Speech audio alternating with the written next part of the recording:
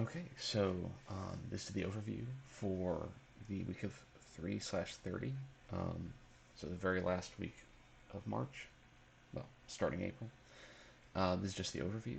We're going to be covering three sections, 3.5, 3.6, 3.7, and I've cut out material that typically I would cover.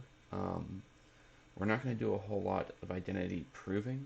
Normally I would do that. I would prove all of these identities, well, just about all, most of them, in class, but since we're doing three sections in 1 week, we'll just skip some of those details. We'll get just to examples that will be relevant in the homework and on the upcoming exam.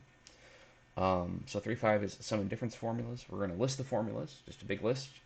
Then we'll do a few examples of what can you do with this formula, which, you might say, well, why don't I just type this into a calculator, which is a fair point.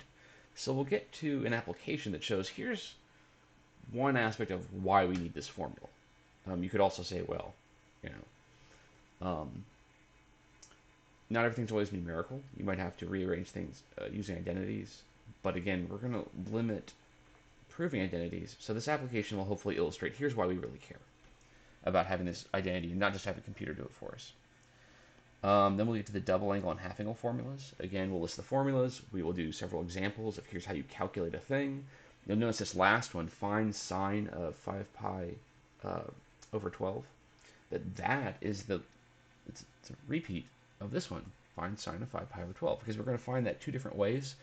And in the second video, we'll make a comparison between the two results. It turns out you get the same answer either way, which, that would be nice if two methods got you the same result.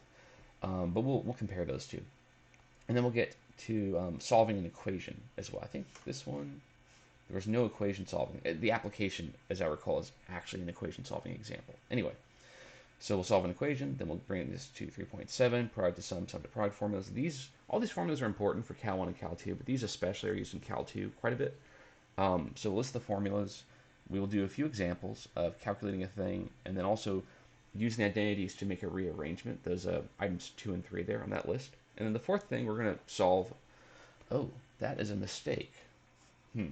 I believe that's equals 0. Let me double check. So give me a second. Yeah, equals 0. Okay, so the stylus is not working. Okay, well, maybe I can. No, I can't. Anyway, that's supposed to be solved. That equals 0. And then we'll do an application. So I'll get the stylus working, and then we will get to actually working out those examples.